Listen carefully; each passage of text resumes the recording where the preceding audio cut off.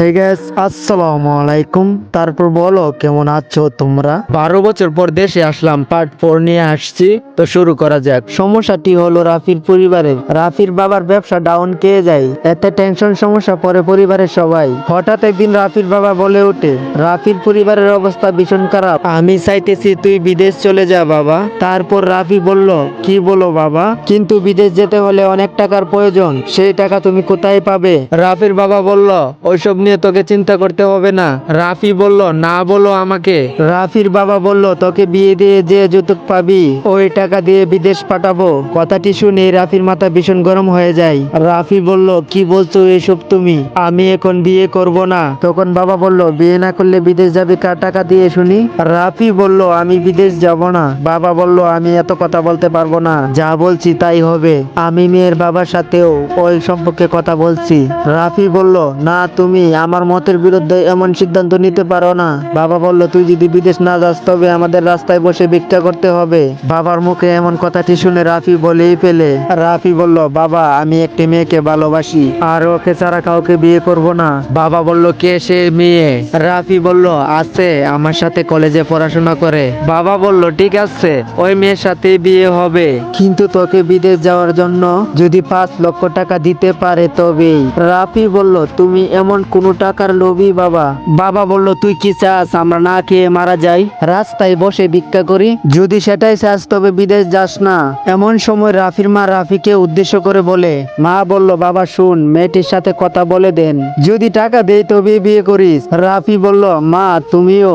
মা বলল, কি আর করব বল, উপায় যে নেই আর। এরপরে অনেক বুঝাবুঝির পর রাফি রাজি হয় পুতুলকে সম কথা বলার জন্য।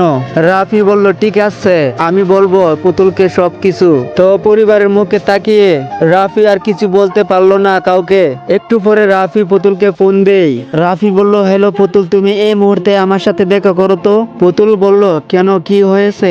রাফি বলল, দেখা হলে সব বলবো। পুতুল বলল, আচ্ছা, কোথায় গিয়ে দেখা করব তোমার সাথে? রাফি বলল, আমরা যে পার্কে দেখা করি ওই পার্কে আসো, আমি যাচ্ছি। পুতুল বলল, ঠিক আছে, আমিও যাচ্ছি। এরপরে রাফি সে পার্কের মধ্যে আগিয়ে গিয়ে আশায় আছে। বেশ কিছুক্ষণ অপেক্ষা করার পর পুতুলও চলে আসে। পুতুল বলল, কি হয়েছে শুনি, এত তাড়াহুড়া করে কেন ডাকলেন? রাফি বলল, শুন তবে, আমি বিয়ে করতেছি। পুতুল বলল, কাকে? রাফি বলল, তোমাকে বিয়ে করব, কিন্তু 5 লক্ষ টাকার যৌতুক দিতে হবে আমাকে। পুতুল বলল, এসব কি বলছো? হ্যাঁ, তোমার একটা কথাও আমি বুঝতেছি না। এরপরে রাফি সব কাহিনী তাকে খুলে বলে। এইসব শুনে তো পুতুলের মাথায় মনে হচ্ছে আকাশ ভেঙে পড়লো। রাফি বলল, বুঝলে এখন? পুতুল বলল, বুঝছি, আমাকে মাফ করিয়ে দিও, তোমার সাথে কথাগুলো আমি রাখতে পারছি না।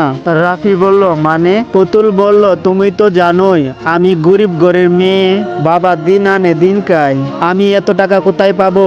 রাফি বলল, তাহলে আমি এখন কি করব বলো? পুতুল বলল, কি আর করবা বলো, তোমার বাবা মায়ের পছন্দের মেয়েকে বিয়ে করো।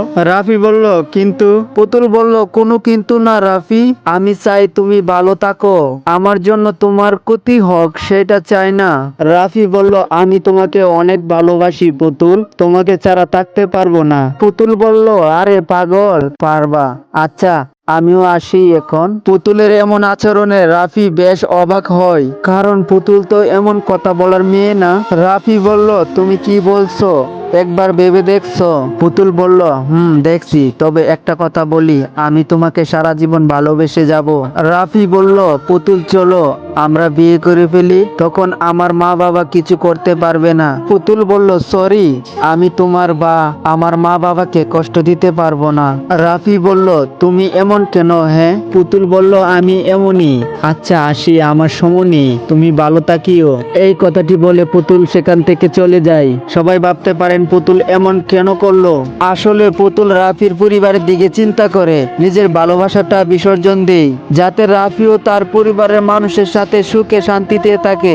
ওইদিকে রাফিও পুতুলের আচরণে ভীষণ কষ্ট পেয়ে সেখান থেকে চলে আসে বাসায়। পুতুল বাসায় আসার সাথে সাথেই ওর মা জিজ্ঞেস করে, কিরে পুতুল, তুই কান্না করছিস কেন, কি হয়েছে আমাকে বল? পুতুলের মা।